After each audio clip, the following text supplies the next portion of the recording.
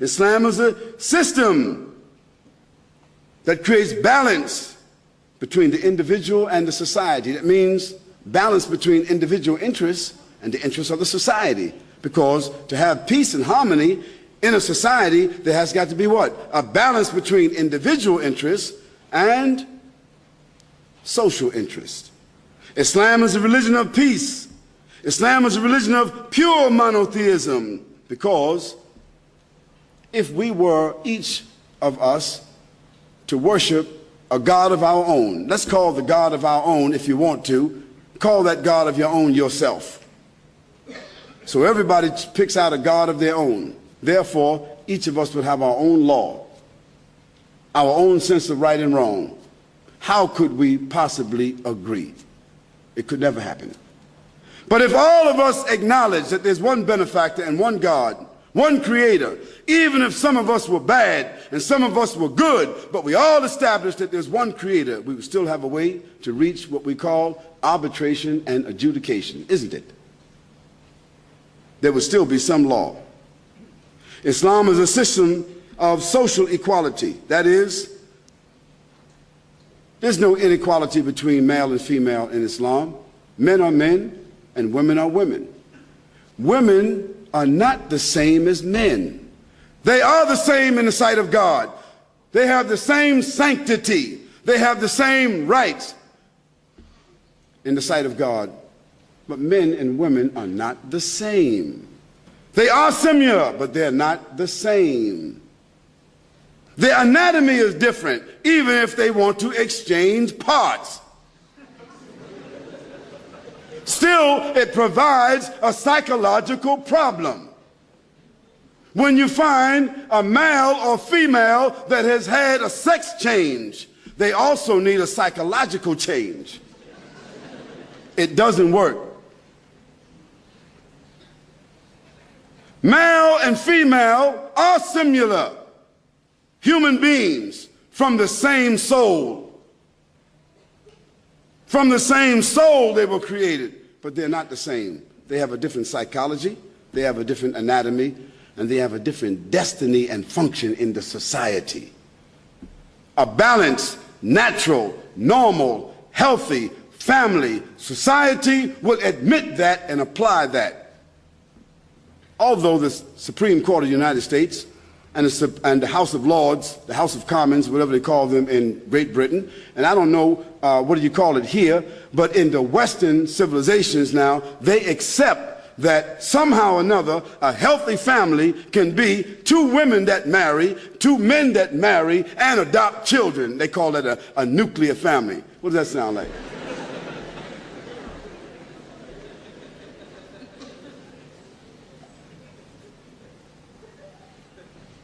Islam says that's unacceptable to God.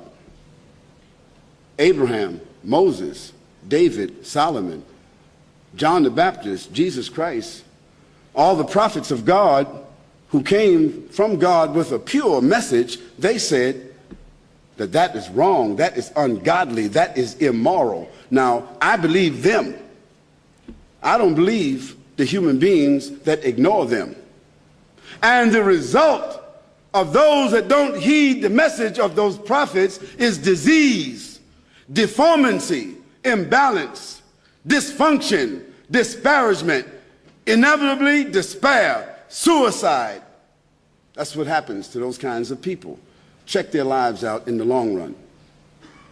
It doesn't work. Islam is a system that encourages and promotes knowledge and science.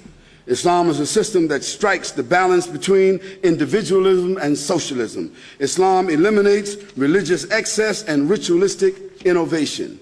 Islam is a religion which is against religious intolerance and extremism. We cannot say that a person is, we could say a person is a Muslim extremist, a Christian extremist, a Muslim criminal, a Jewish criminal, a Christian criminal. We could say that. But we cannot say that Islam is an extremist religion, because Islam by definition means a law that Almighty God has established for equity between the human beings, which is surrender and submission to His will, and God is not an extremist. And we cannot indict Jesus Christ for what Jim Jones did. We cannot indict Jesus Christ for what Charles Manson did. And he said he was the coming back of Christ.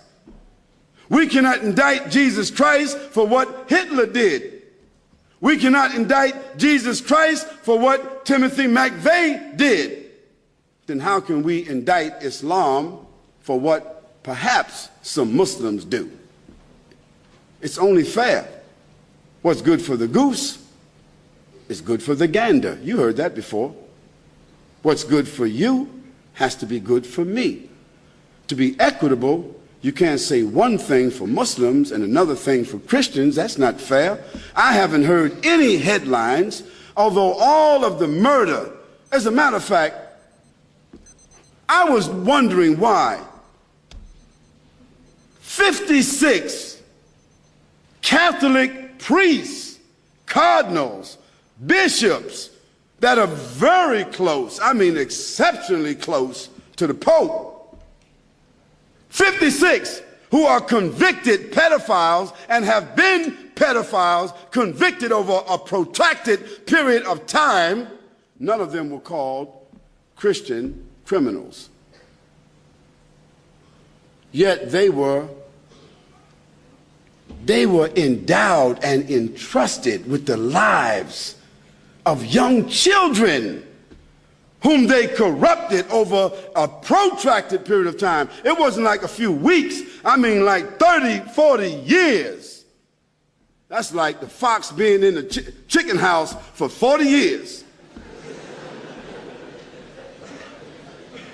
And it's not even really being in the chicken house, it's being in the chickadee house.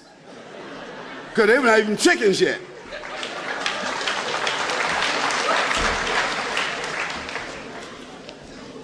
But not one headline said Christian criminals. As a matter of fact, they doctored it up as if they needed some kind of psychological help. It was a little mistake, and we just need to work this thing out a little bit. And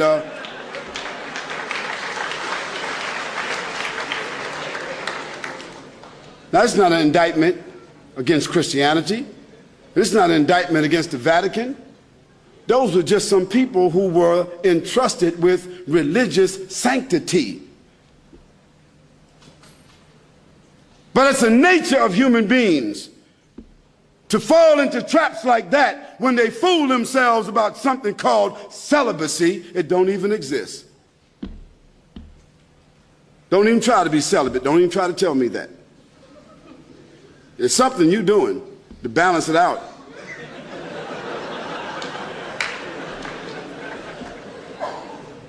Now, Islam is a real religion. Islam says no celibacy. Whether you want to be a Muslim minister or you want to be a woman that want to give herself to God, you still need a husband if you want to make a family.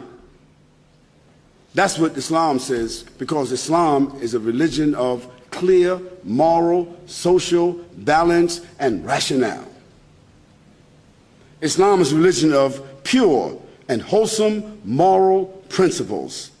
Yes, in Islam, alcohol, drugs, fornication, adultery, gambling, illicit sex, sodomy, child molestation,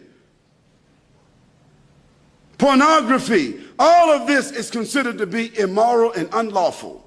Straightforward, Islam says. We don't dilly-dally about it. We don't have to do no voting about it. It's not a matter of individuality.